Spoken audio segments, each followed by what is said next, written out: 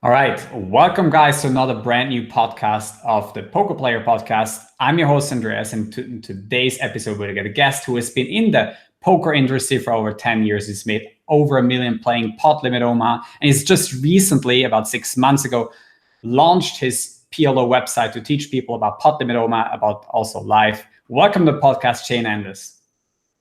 Thank you very much. Thrilled to be here.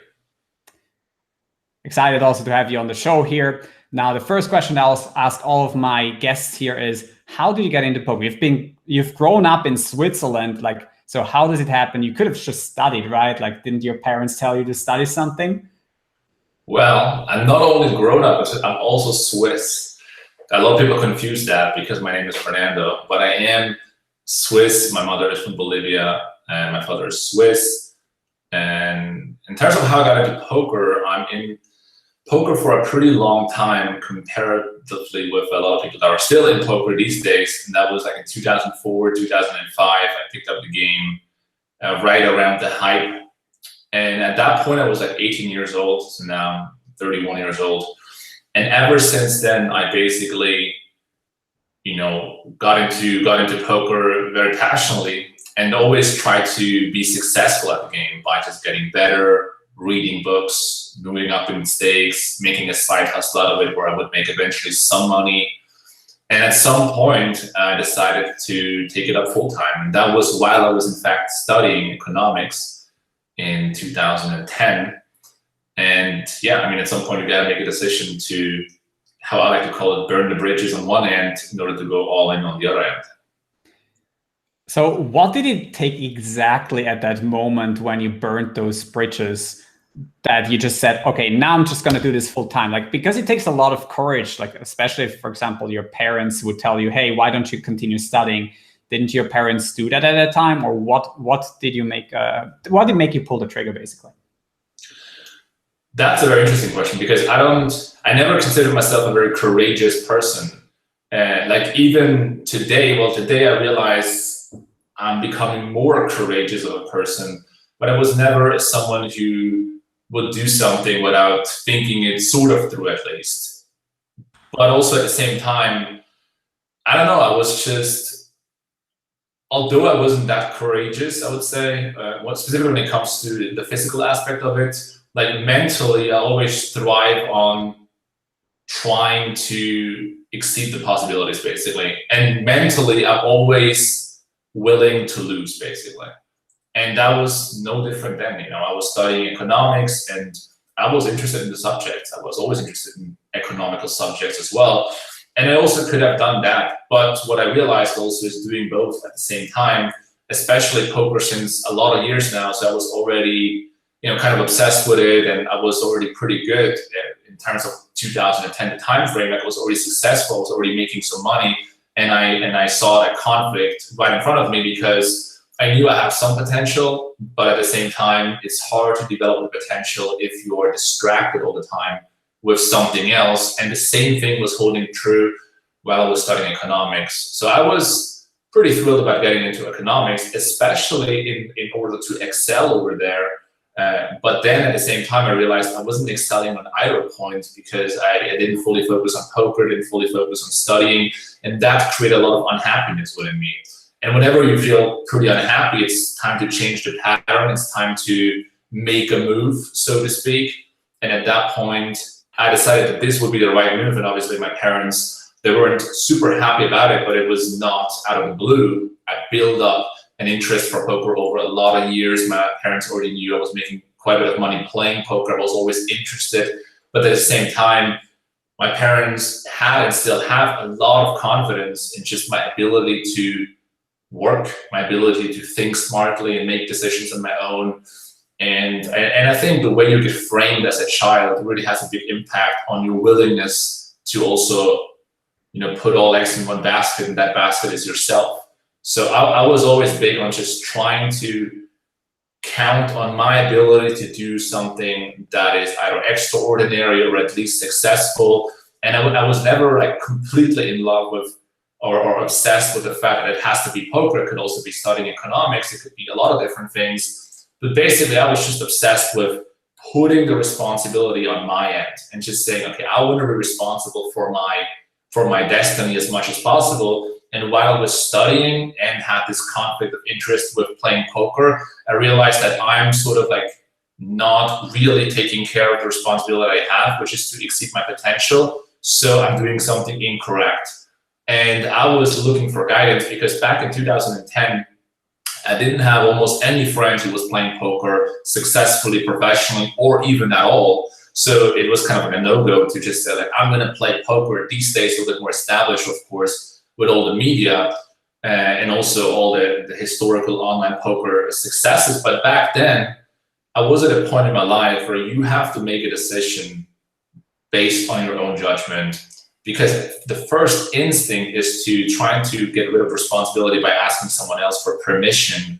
And I subconsciously, but even then consciously realized if I would ask my parents what I should do, that is an irresponsible thing to do. That is someone who's actually trying to get rid of responsibility because they can't make that decision. It would be a stupid decision for them to tell me to play poker because they have no idea what poker is. They have no idea how good my skill set is or how the market is looking like.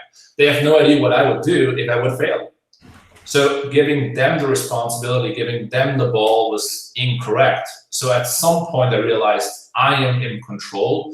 I need to make a decision. I need to burn the bridges. And I can't ask anyone for permission. And that was a turning point in my life because it put a lot more responsibilities on my shoulders. And at some point, once I realized that this actually works out, putting responsibility on my shoulders, I became obsessed with putting even more responsibility on my shoulders throughout the years. Man, there's so many elements that I can recognize again. For me, it was 2 years ago. For you, it was 8 years ago. It's so many elements that are just so similar. And one of the elements that I probably underestimate is like that willingness to fail, how much that can do for you initially to basically light a spark in you that says, okay, I'm going to have to take responsibility and do that because, you know, in the end, even if I fail, what's the worst thing that can happen? And in Switzerland, I think you're even a little bit privileged. Like on the one end, you have all these promising futuristic outcomes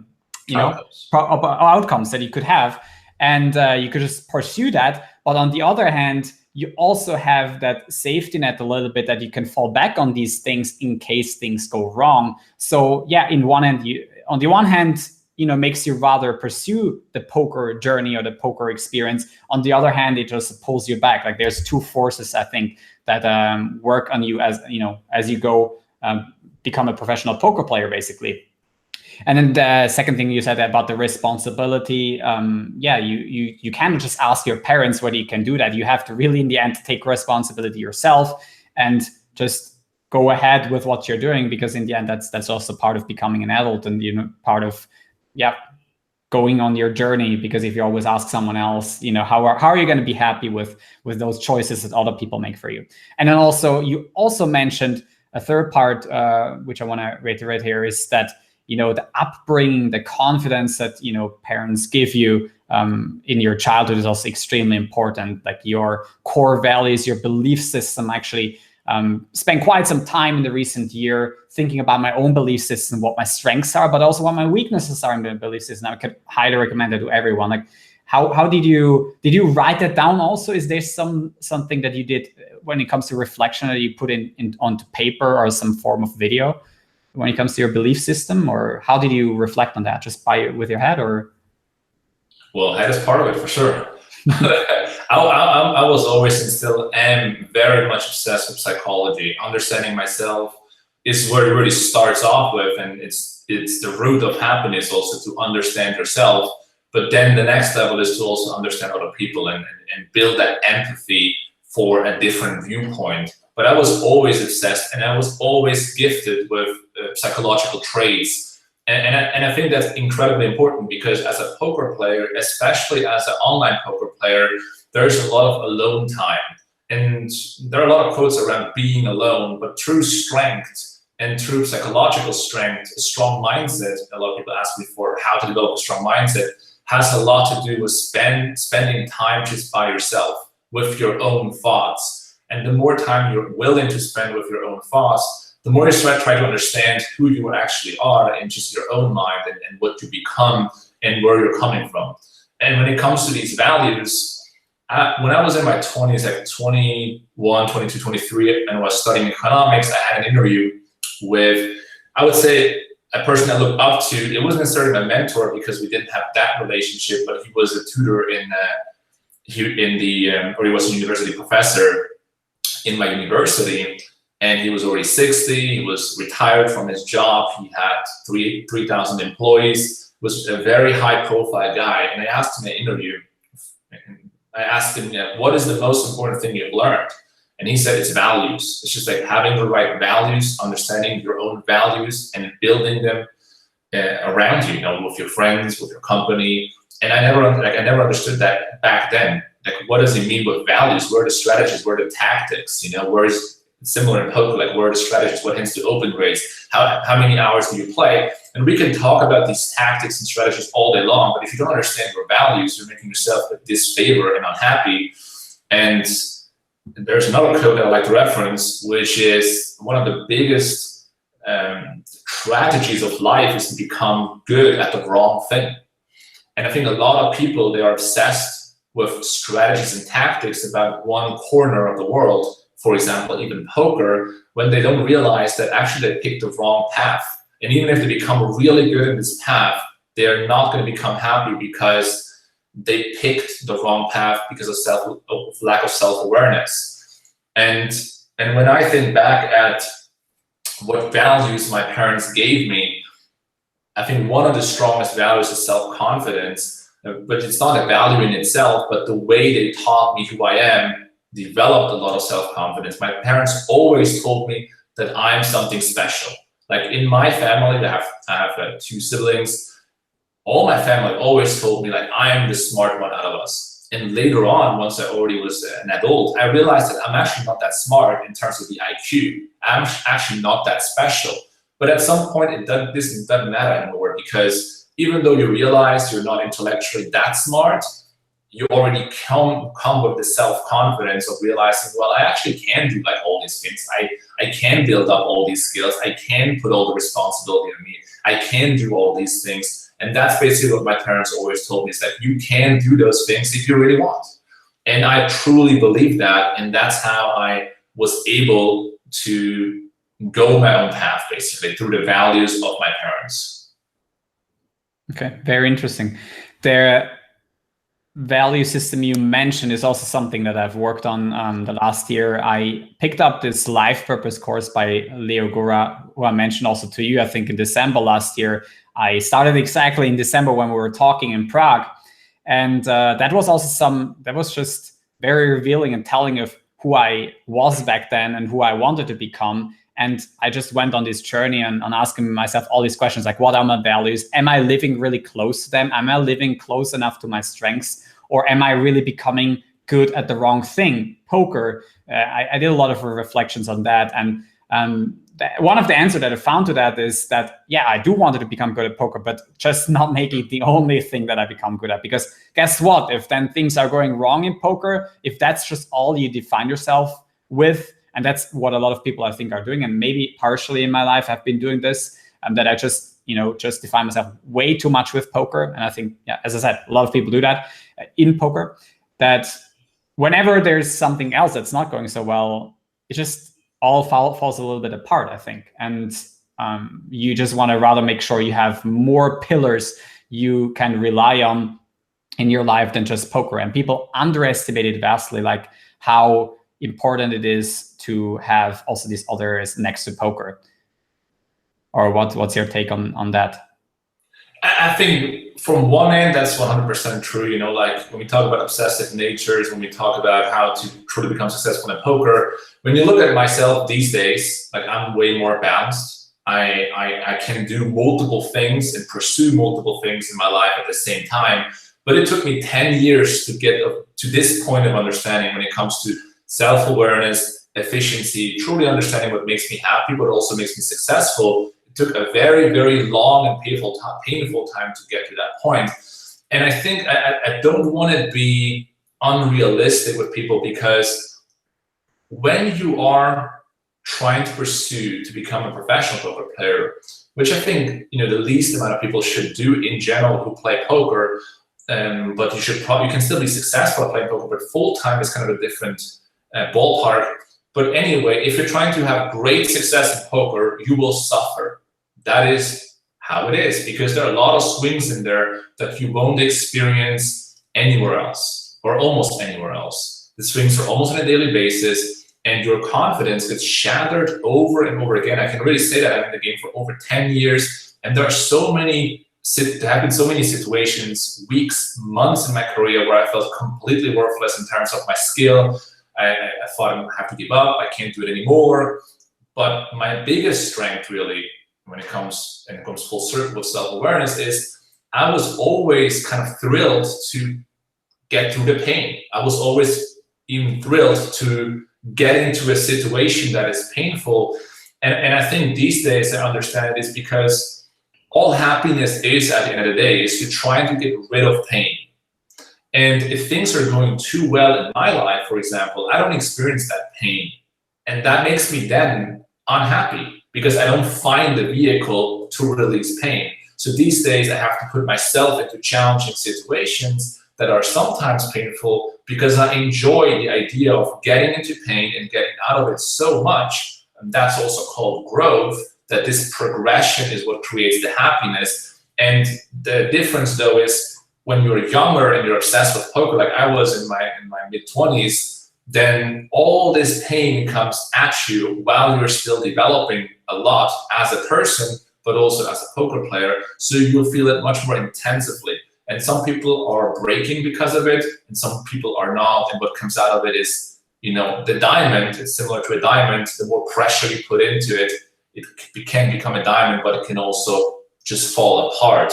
And I think that is what most people are doing between 20 and 30. They're putting all this pressure on themselves without really asking themselves, am I capable of taking that? And also, am I pursuing happiness by doing that? And most people who are actually successful in poker, myself included, the reason we got successful is because we truly enjoyed the journey. We truly enjoyed suffering, having downswings, being challenged all the time, grinding a lot of hours. I never put myself in a situation where it's like, oh my goodness, I have to play 10 hours, but I don't want to, but I should because I want to reach something at the end of the rainbow that might be there or might not be there. I was never in that state of mind. Although I was driven, it always came natural. And I think the reason why a lot of people aren't happy is because they think they are someone who they aren't, and they put all the pressure on themselves to become that person. And then when they become 30 or 40, they realize, oh, wait a moment, I actually wasn't that person. And now I wasted the time. And I think a good way to identify that mistake, again, to not become good at the wrong thing, is to think about how happy are you in the progress of doing it. And I tell you, the last 10 years, I've been intensely happy every single year. Now, this year, it might be the pinnacle of it. I don't know, I'm very, very happy right now, but I was always thrilled about the journey I was already on. And I was never thinking in my head, I want to reach this point, and that's why it's okay to feel unhappy right now. I was never making that trade-off. Yeah, or you can already tell so much about the different mindset that you have also from me and from a lot of people out there. And I think that macro perspective that you were just having right now, that is so crucial to people's development in the poker industry. And also as a coach, I try to teach people not only the tactics and behind Pot Limit Omaha, for instance, but also to think about it from a macro perspective, because I think that's just going to make you a stronger poker player and person in the long run anyway. And yeah, it's gonna make you break less likely at these obstacles that you're facing. And when, as you say, these pain moments, actually this book here, Mastery by George Leonard, which I read, it talks about plateauing, which I think is something similar, or at least pain is going to be a part of it when you're plateauing at some point and you're not really feeling that you're getting better. You describe it as pain, but yeah, it's basically plateauing. You're just at your poker career and you lose every day for a week or a month, and then you're plateauing basically, at least on the surface. And poker, as you mentioned before, is like the only game that punishes you for doing the right thing sometimes. because of variance. Like you could do all the right things for a month, and at the same time you break even or you lose slightly just because you're on a downswing. But you just still have to keep on going and just keep on accepting that now things are not going away, and just keep on accepting that pain and basically thrive through that time of negativity. And I think that's what you described helped you so much during your journey over the last 10 years. And when I look at mine, this is definitely something that, I haven't been plateauing before my professional career. But then in the last 2 years, I've found those months where I just couldn't get anything right. And for the first time, I experienced this longer stretches where just nothing really worked well. So I think macro perspective is I think extremely big in poker. And I think one of the things you touched on is the unpredictability of poker outcomes, right? So the variance, and in my mind, there's a lot of variance in the world out there. Like you can do all the right things and live in very bad circumstances. You can do all the right things every single day, and suddenly, something happens. It happens all the time, right? So life is unpredictable, and I think what makes me the happiest is just to realize within the moment that I would already have all these things that I'm actually thriving for. I think I have friends that are quite depressed. I mean, not too many, but some of my friends are depressed, and the reason for that is because they live in the past. They're dwelling on the past. And you can identify, these kind of like dwelling in the past ideas very easily. If someone comes up with the line, for example, like, why are you not fit? Why are you not working out? Well, I used to work out. That was pretty good. Like, I was in pretty good shape. Like, no one cares. Why are you dwelling in the past, right? These guys are very often depressed. And then on the other side, there are people that are very fearful. I think that's the majority of people, in fact. And the people who are fearful, they are living a lot in the future. They're thinking a lot about, I'm not sure what happens in the future. I'm not sure. It's unpredictable. I need to get more security because I want to have more predictability. And as a poker player, even for 10 years, what I realized is like nothing is predictable. The only thing that's predictable is that most likely you're going to be tomorrow here facing new challenges, and you're going to have to figure out how it works.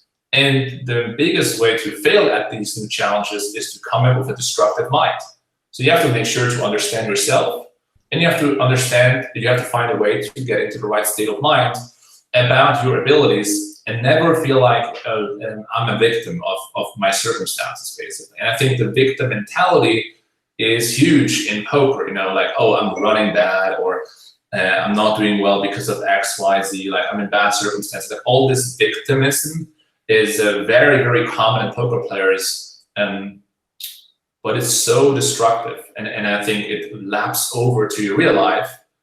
But once you're more in acceptance and you're already realizing, oh, I'm already there, like for me, for example, I'm trying to crush poker. I'm already there, and I was already there 5 years ago. It was just on a different level, on a different scale, but I was already there. Like in my mind, I have already arrived, and that doesn't mean that I don't have ambitions, that I don't have expectations, but I'm not unhappy because I'm pursuing them and I'm imagining I'm going to be happy when I'm at the goal line. I'm already happy because I'm already there. I'm already becoming and being a great poker player. And I thought about that already 5 years ago, and I'm still there right now. And I think focusing much more on the presence and where you are right now and what you are right now is much more important than trying to put all the pressure on yourself and thinking fearfully about the future and missing out on some goal that you're putting in front of yourself.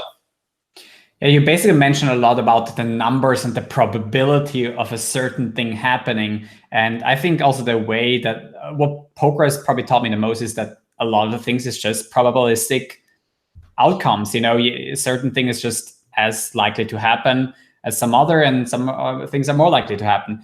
And in poker, the negative side can happen for a long time, and people, when they go on those thousands, they can become very negative, and I've become very negative in some of these moments. But at the same time, trying to get out of there is just appreciating the now and just realizing that whatever happened in the past, it's not part of now anymore, and the future is the same thing. Like variance doesn't have a memory. It doesn't just stop on the one day. The next day is just going to be the same day. Has the same chances all the time, but it can go either way. and that that goes for a lot of things in life. I would assume. And again, I wouldn't even call it negative outcomes. They're just unpredictable, Like stuff gets thrown at you. Sometimes it's the good stuff. Sometimes it's perceived as the bad or more challenging or difficult stuff. But at the end of the day, stuff happens and you can't predict it. So I wouldn't focus too much on the predictability, but more on the way you're handling it, like what is being thrown at you. And I had moments in the last year, a lot of stuff was thrown at me. And that is also called increase of responsibility, right? Like I have to have more responsibility because I have more people around me and more people expecting certain things out of me. And at the end of the day, it's not about what these responsibilities are. It's about how you're perceiving them, if you can handle it or not. It's also a progression. But I think for me, naturally, the reason I always wanted to create a company, for example, is because I'm just so obsessed with increasing responsibility. And first of all, I wanted to do that with myself, and I think I accomplished that from 20 to 30. It took way longer than I thought it would be, but I think I got my stuff together. I know who I am, I know who I want to be, and now I'm ready to take in more responsibility around other people. And although things are unpredictable when it comes to values and going back full circle, I do truly believe that doing the right things has some sort of value. And you can call it the universe or whatever spiritual way you want to call that, that when you do the right thing over and over again with the right intent, you're going to be happier in the bigger picture. So I'm all about what is my intention when I'm doing something. And although the immediate outcome might be labeled as positive or below expectation or above expectation, in the bigger picture, when you're doing the right thing, you're going to arrive at the right place. And that is much more important to me. Yeah, and doing the right thing, of course, can change also over time. And I had this, I watched your Instagram post or Instagram live lately, and you were going into this victimhood mentality a little bit. And I also had a couple of thoughts about it. Like, let's say you're, when you look at all the poker players in a scale, you're the top 0.0. I don't know. I don't want to say like how many zeros are there until the 1% of players. And then there's the top 1% of players, top 5% of players, top 10% of players. And now with recent changes in the industry, depending on the field you're in the game format and whatnot, I do believe that these days a top 5 to top 10% player gets threatened. And for them, sometimes the right action to take on a daily basis might be even to get outside of poker. And that's really something that struck me. Like, okay, you're talking from a perspective from a player that is so much better than so many people out there, like really in top 99% of players. And yeah, for you, things can get thrown at you, at least from now. Maybe 5 years ago, it was different. Maybe you were ranking a little bit lower than that. And maybe then it took so much more from you to deal with all this that gets thrown at you. But these days, you can take those hits that get thrown at you so much more because you're ranked so highly. And then other people, also your followers, my followers, well, they are ranked much lower in terms of their skill. So they have to basically improve their skill by a lot so they can take those hits even. Because yeah, let's face it, 10 years ago, 20-25% were winning players. These days, it's maybe 5 to 8%. That's my estimate. You can call it whatever it is. But yeah, you just statistically, I'm very statistically oriented when it comes to poker. Like for me, it's just like, yeah, either you make the cut or you don't. Like either you have all the abilities from all sorts of angles to make it in the poker industry. And, the bar just gets raised constantly. And the question is, look, when will it have an end? When also will the poker industry as a whole have enough of this and say, look, our right action is to just now treat poker, at least 95% of all poker players as just, or 98 or whatever, as a hobby, and just be cool with it, that we can gamble a little bit or play this game, and then, leave it to the other people or the very few who can take it as a profession because they just are still above that bar and they have the ability to do that. And yeah, the question is, how high can that bar be raised? And I think for you, it wouldn't even bother you that much at some point because, well, you can stay above the bar and some others won't. So that's why they go, I think some of them go into that victim mentality because they realize like, yeah, they could be threatened. Like I realized that I could be threatened at some point. Like if the bar gets raised by another, let's say 3-4%. Like I have to do even much more. And the question to me is it even worth still to pursue that? Or is it then does it make much more sense to go somewhere else? Because, I have abilities somewhere else. You have to believe in that. And some people forget about that they can do something else too. And they just try to stick with their choice and just go through with it no matter what the obstacles are. And sometimes it's just better to do something that suits you better. I mean, what was your take on the statistical approach? Do you agree with it, or what is your take on it? Well, I think so. When I became a professional poker player, I think what is different back then to maybe, people who are getting into the game, specifically professional or semi-professional these days, is that there seems to be a lot more entitlement these days about, what poker owes you or how poker should be constructed. How many players are winning players in poker is not, your decision. You're not even entitled that a certain amount of players are winning play on PokerStars. And when I came up in the industry, and that's still my mindset these days, is that is actually your job, is to figure out where the edges are. And if there are no edges, to quit. That's also part of the job. I still think there are huge edges, but what the difference is I wouldn't put much energy or judgment or entitlement into any of these areas and just analyze the market and say, I think this is the best play right now. And in 2010, for example, I got completely destroyed in No Limit Hold'em, where in 2009, I made a lot of money in full tilt poker before it shut down. And full tilt actually shut down with my case money. At this point, I was studying and I had like a $20,000 roll on full tilt, and it got shut down. I was broke from one day to the other because obviously I was living irresponsible, spending a ton of money, but also not keeping a roll outside of it. But I never felt entitled. I never messaged full tilt and say like, although I was entitled, because the problem with feeling entitled or feeling like someone owes you something is that you're giving away that power, So in your personal case, as I know you're pretty good in your podcast as well, you're giving a lot of power to PokerStars. That's your decision.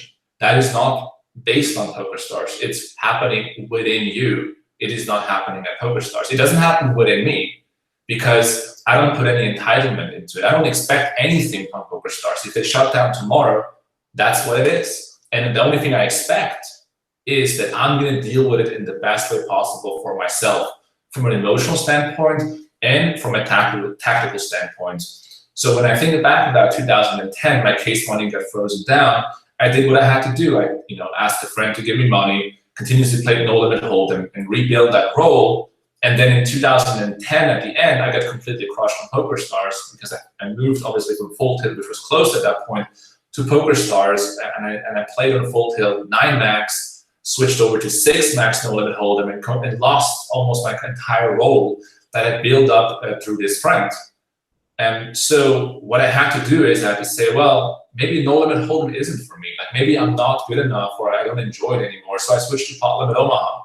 And then 2 years into PLO, I decided that maybe I'm going to take up the MTTs. Maybe I'm going to take up the sit and goes, just based on the market conditions and based on what I'm thrilled about. Back to Pot Limit Omaha and afterwards. And I've been there ever since. But I think if you want to be a good poker player, and I played in between live poker as well full time, but if you want to be a good poker player, it's your job to consistently, tactically correct, adjust, and not put any entitlement or even expectations into the provider that gives you the poker opportunity in the first place. Again, if PokerStars closes tomorrow, if the rate at PokerStars is ridiculously high where I cannot play anymore, I don't put any judgment or energy into it. I'm just like, all right, I'm gonna put up the switch. What am I gonna do right now? And I think that's the most productive way to deal with it, not only from a monetary and successful standpoint, but also from a happiness standpoint, to not give away that power to someone else that you hold expectations towards. And I guess that mindset shift that doesn't happen from today to tomorrow. But like I already can tell that I'm dealing much better with it. Like I'm not giving much less power, like I guess, to PokerStars, because I already know that. Look, a lot of friends, and then also including you, who are playing in Switzerland, you won't be able to play on PokerStars and party poker anymore on the 1st of June next year. I mean, maybe there is going to be something to get around that, but yeah, that's what you said. That's what I said. I talk about that when I'm there. Okay. Because if you're projecting into the future, right, like that also creates a lot of fear. And obviously you want to be tactically smart and think about what are some solutions around it, but putting too much energy to it is also giving it too much power. So there's a lot of things that could happen or could not happen and reasons to be fearful or freaking out. But I think it's important to remain calm and say, you know, I'm going to figure it out, and I'm going to figure it out in a creative and cool way. That's generally like the positivity that I have when I'm approaching any obstacles.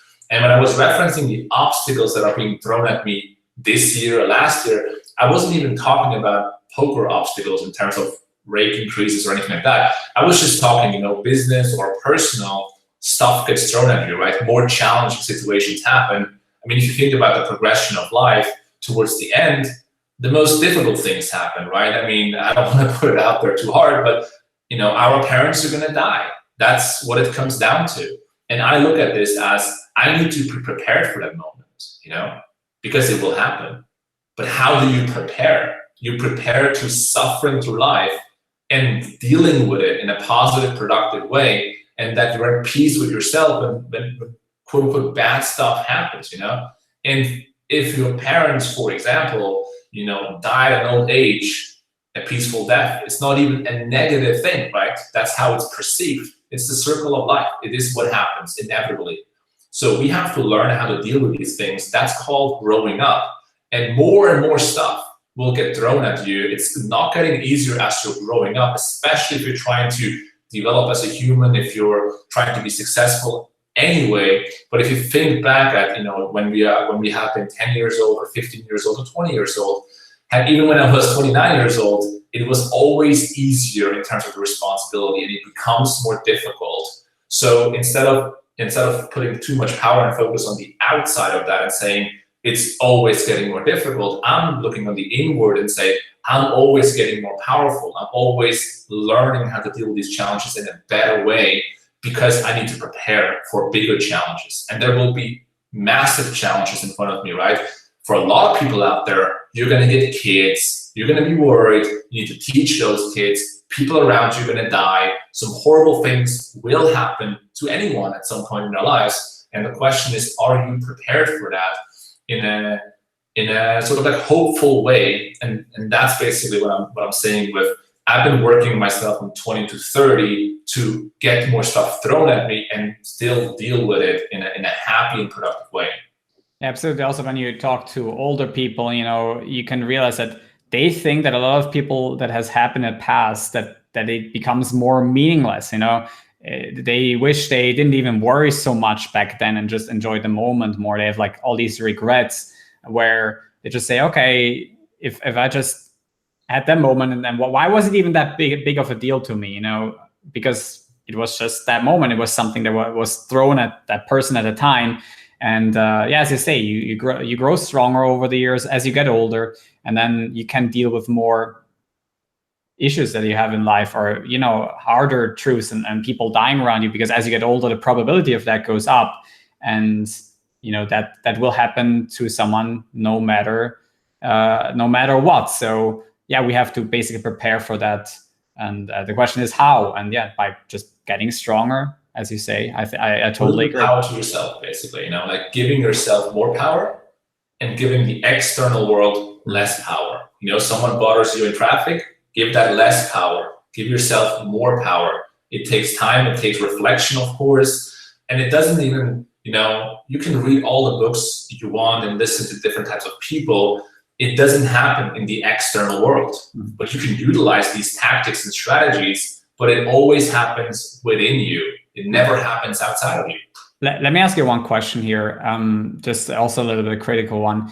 If everyone had that mentality of giving less external power to people, let's say if everyone had that mentality that you have, how would the people that are putting down poker these days in the industry, how easy would it be for them to follow through? Like, don't you think it would be much easier for them if nobody was actually bothered by what they're doing? Like, whether it's fearful or not, like, I'm just completely against what people do in the poker industry. Not necessarily poker stars, but more so politics, the public. Like, I don't want to give power to them, but I'm just saying, look, look, what the public... You're giving power to them because you're transferring your own energy to that subject. But how do you have less energy for something else, right?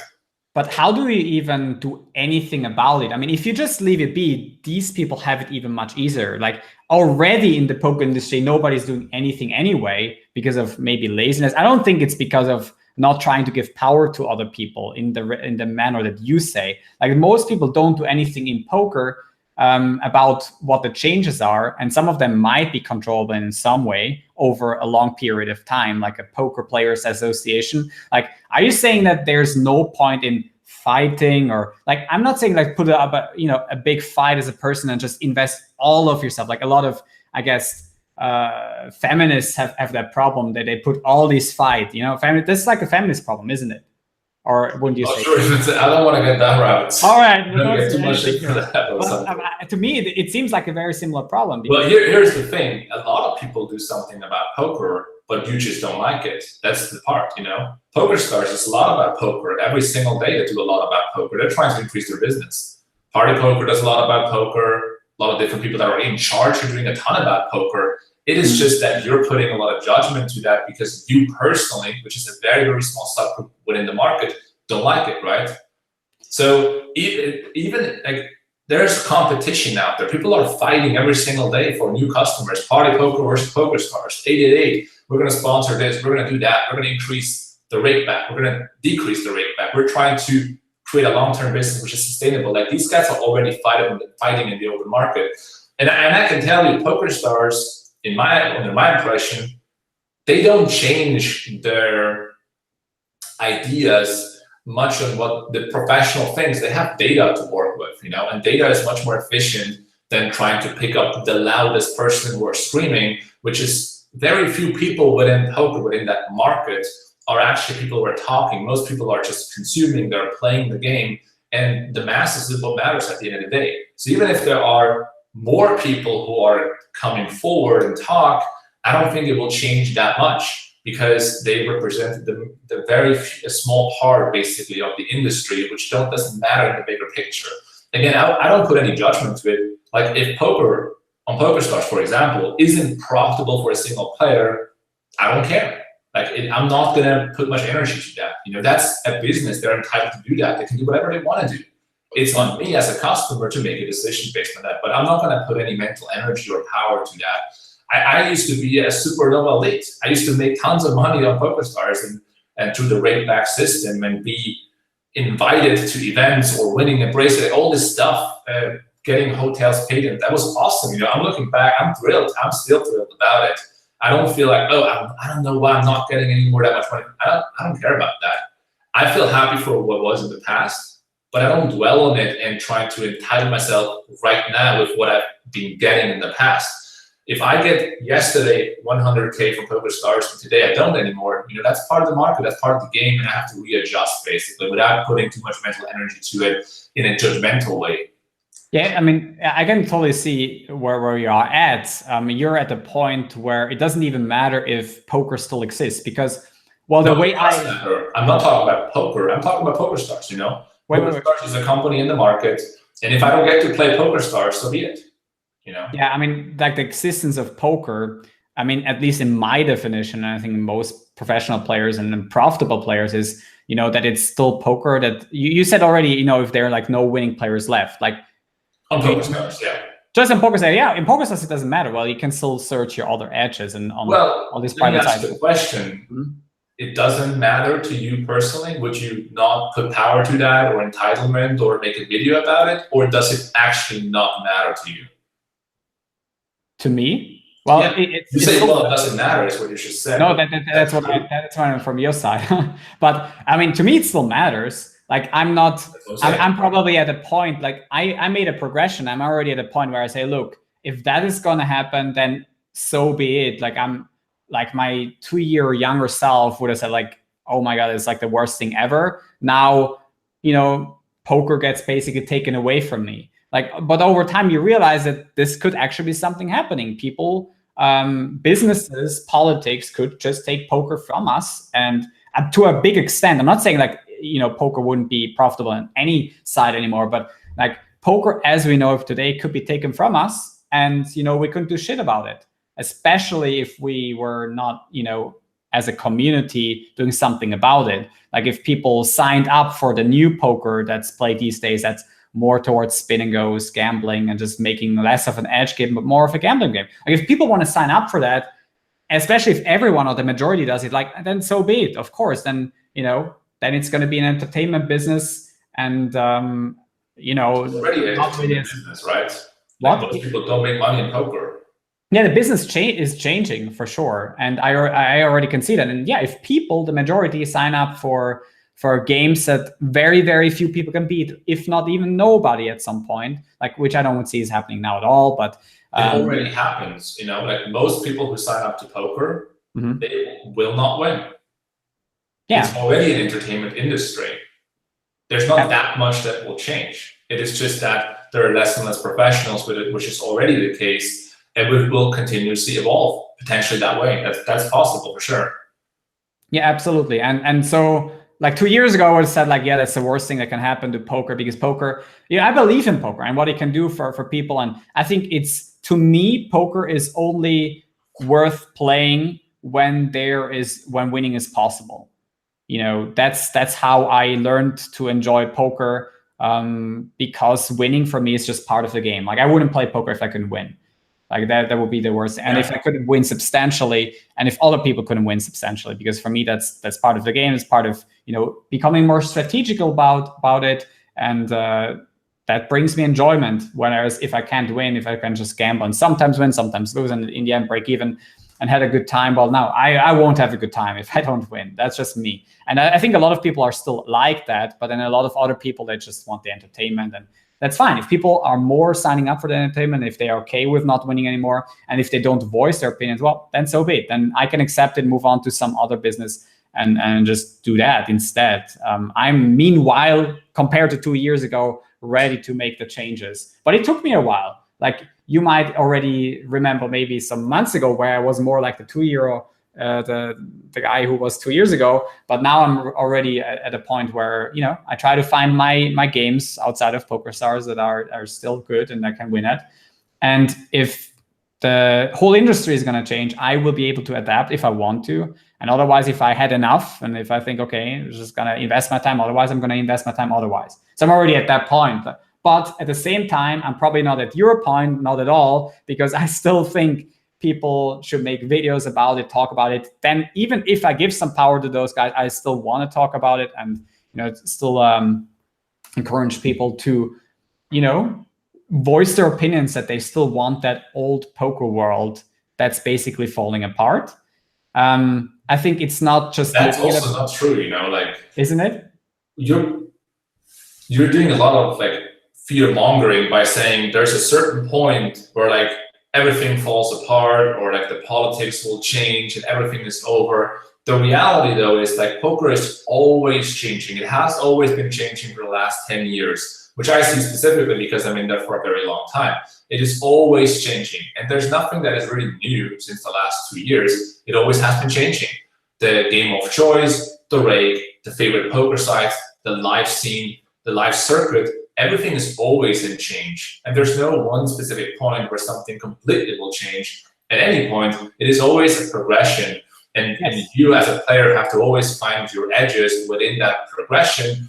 And what happens, what I see with a lot of people is that, specifically also the guys that I'm trying to get to the next level, is they're not necessarily seeing the big enough macro, where are the opportunities? If you put too much focus on PokerStars, for example, you might not see other opportunities. If you're putting too much focus on, low stakes PLO, where the rate is very high, you might not gather other opportunities in the market.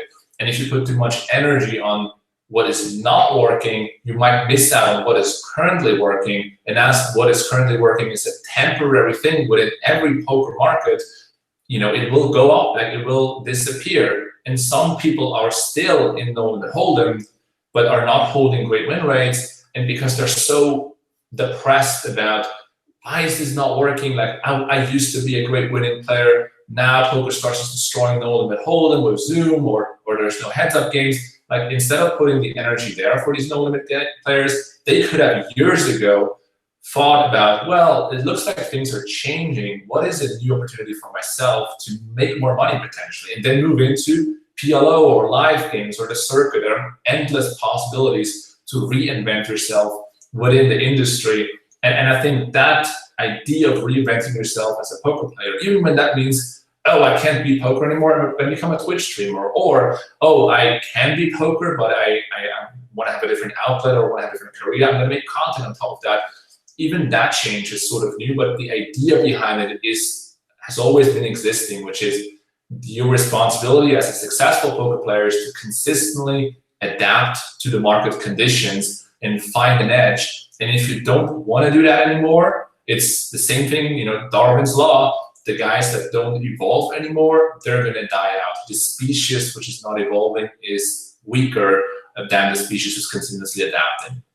Yeah, I mean, to me, it's just, as I said earlier, they're raising the bar thing. And at some point, it's just, for me, it's all numbers. Like certain percentage is winning, and the adaption thing you described is totally logical to me. I mean, that, you know, you have to adapt, you have to see the opportunities out there for you. And I'm certainly doing that. Like, I'm playing less and less stars. I'm just trying to play some of the, you know, higher Zoom games that are up there and trying to become better at it. I already declared it on you know, on my Twitch streams that basically the stars games are more practice for me than just making money, because I don't see, I mean, sure, there's still some opportunity, there's still some decent hours you can have reaching a certain skill set and a certain edge over your opponents, but at the same time, yeah, that you want to be looking for other opportunities out there.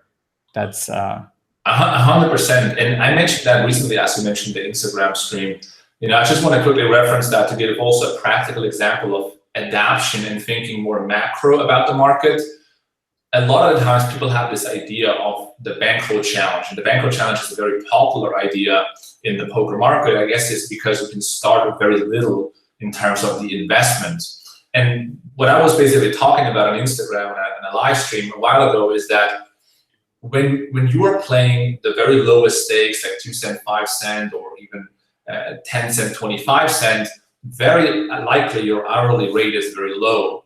But your skill set might already be good enough to actually beat a level above, specifically when you're getting coaching or getting good coaching material.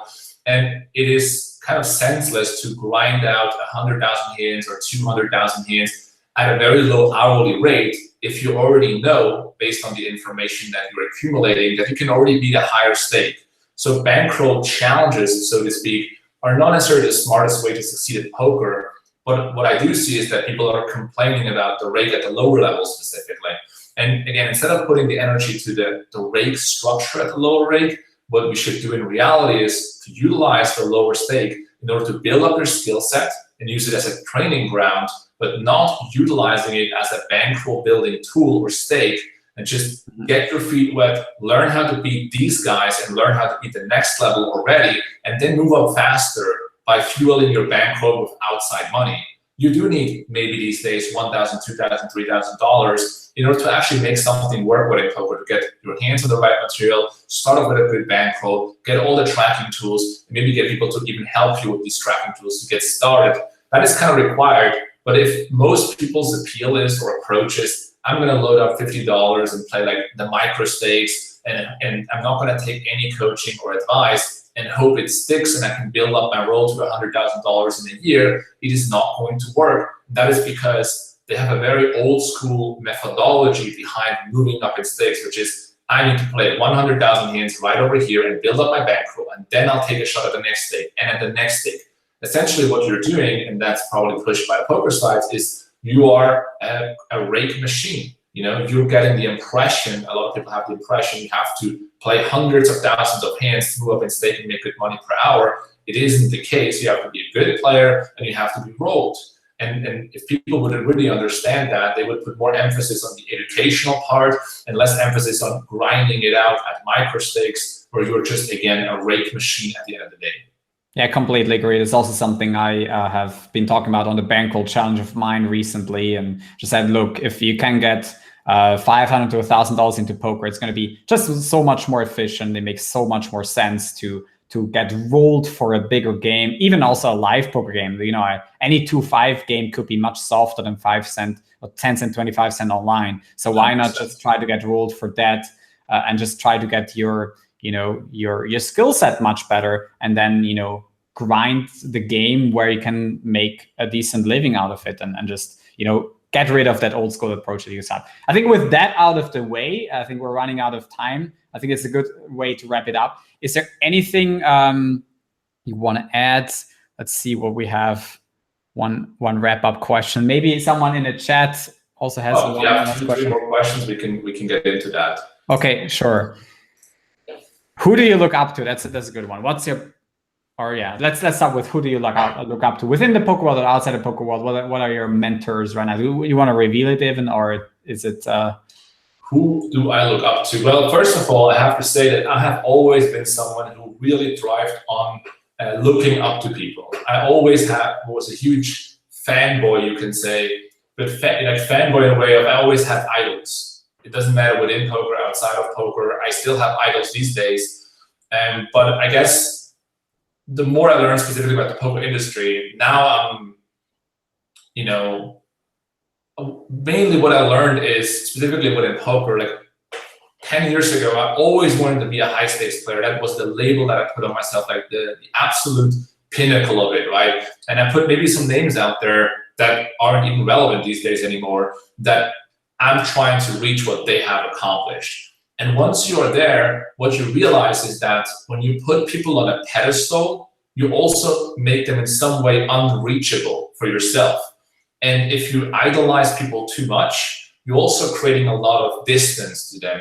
And subconsciously, you might be sabotaging yourself to accomplish what they have accomplished, because if that would be true, you actually cannot idolize them anymore. So once I started to become more connected to the poker world and actually talk to the top people in the industry on a one-on-one base, I realized that these guys are just like me. Like, they're not that different. They might be a little bit better at playing poker, but I can be that as well. And once they are within reach, you actually start progressing much faster, because you're not idolizing people, you're not putting them on a pedestal, but you respect them and start learning from them. So I would say these days, I see a lot of potential to learn around me, specifically outside the poker market, in terms of the people that I follow, on social media, on podcasts and whatnot. I don't necessarily idolize people, because I know what is being portrayed on social media or anywhere on the internet basically doesn't necessarily present the truth about who that person is. Everyone has their mistakes or failures or shortcomings. Everyone is, at the end of the day, a human.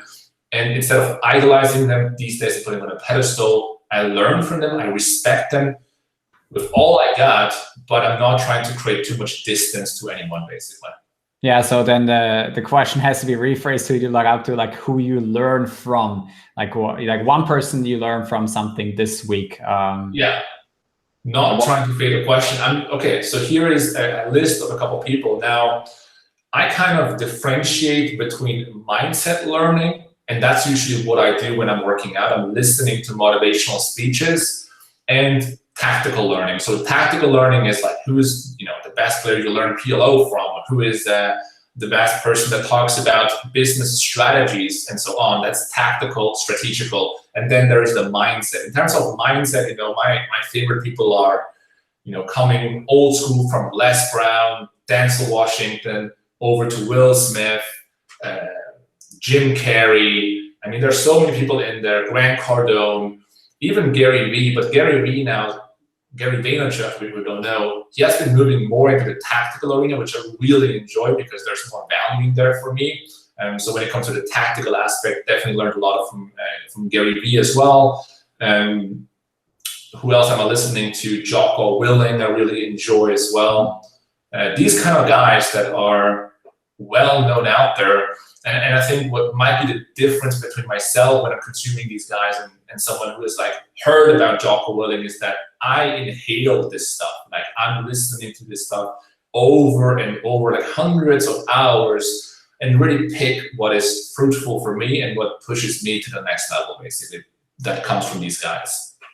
Well, one question in the chat here. How do you, Andreas, Fernando, how do you motivate yourself to grind every day? You guys achieved a lot. That's why it's interesting to hear your thoughts. Do you grind? You crush, right? You don't grind. Controversial, but the answer is you don't. Yeah. You don't. That's it.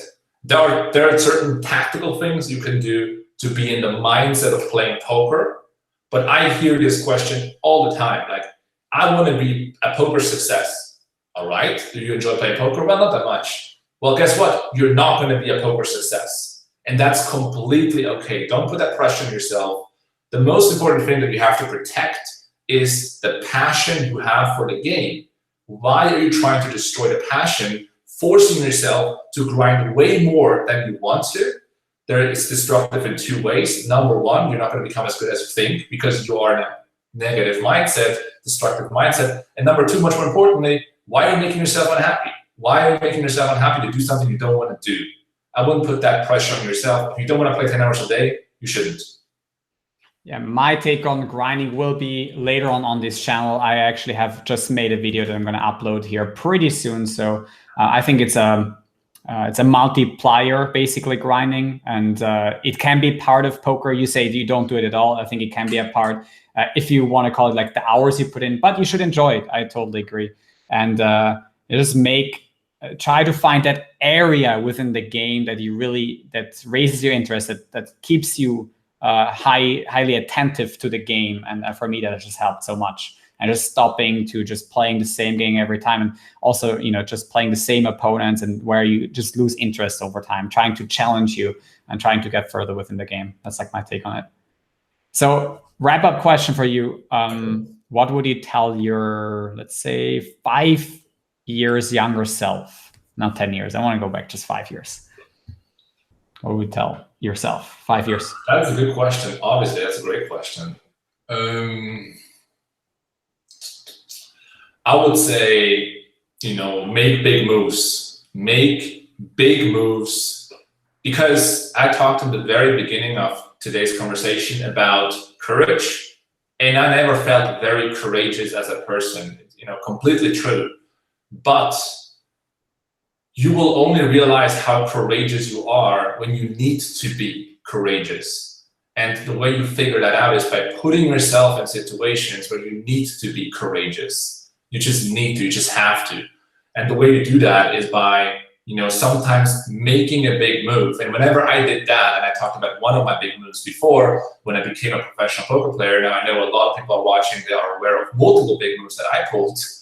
Whenever I made a big move, everything changed for me in terms of life quality, the respect I have for myself, and just all circumstances in life. I would tell my 25-year-old, you can do this. Don't put people on a pedestal. Make the moves that you're dreaming of, but you're not courageous enough of doing. And a lot of the times when you are in that state of mind, you become very nervous. And that is whenever you are in front of a big decision, you realize subconsciously, I'm about to make a big decision. And then you freak out, you have a lot of fear, and you don't do it. And I like this quote, maybe that's the ending quote: start before you're ready and go where the fear is. That is what really changed my life.